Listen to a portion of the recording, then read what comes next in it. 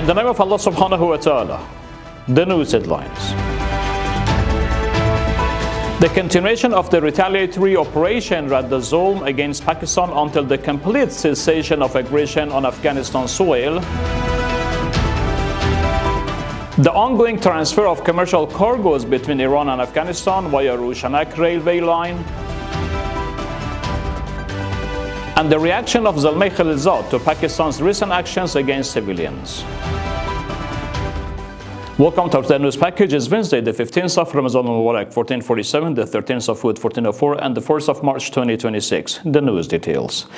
Mullah Hamdullah Fitrat, the deputy spokesperson of the Islamic Emirate, has condemned what he described as Pakistan's aggression against Afghanistan and targeting of civilians. He also called on international human rights organizations to denounce the attacks carried out by what he termed the Pakistan military regime. He's speaking at the press conference regarding the latest incidents of the retaliatory operation Radd al-Zulm. Mullah Fitrat stated that the attacks have caused extensive financial losses to civilians. He emphasized that the Afghan security and defense forces reserve the legitimate right to self-defense and will continue to stand firm until the aggression is fully halted. Based on Mullah Fitrat, this Pakistani military regime has so far killed 110 Afghan civilians, more than 65 of them women and children, and injured another 123 individuals. Mufti Ayatollah Khwarizmi, the spokesperson for the Ministry of National Defense, stated at the same briefing, since the launch of the retaliatory operation Radd al-Zulm against Pakistani military regime, more than 150 Pakistani militia members have been killed and over 200 others wounded. Maulavi Zabiullah Mujahid, the spokesperson of the Islamic Emirate, announced that a freight train loaded with commercial goods has arrived at Roshanak station in Herat province. The shipment includes 42 wagons of cement and 2 wagons of MDF boards. He added that commercial transfer via Khaf Herat railway are proceeding as normal.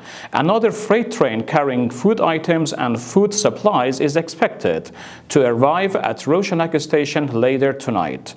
The spokesperson further noted that according to Iranian railway authorities, approximately 900 wagons currently within Iranian territory are en route to Afghanistan and will enter the country in a routine and uninterrupted manner.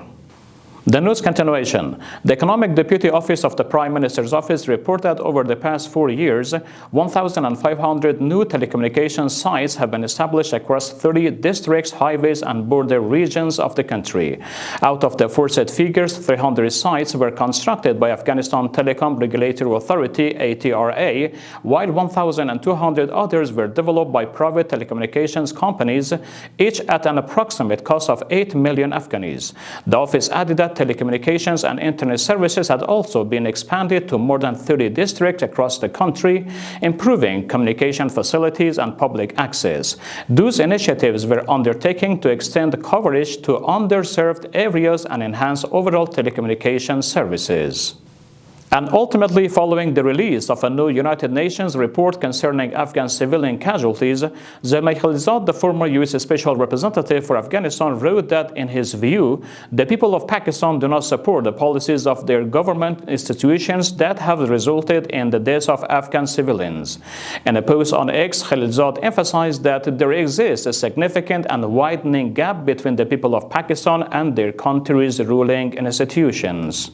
We have reached the end of our news program. Informative materials from Urooj Research and Broadcasting Administration are available on social media and platforms. Wassalamu alaikum wa rahmatullahi ta'ala wa barakatuh.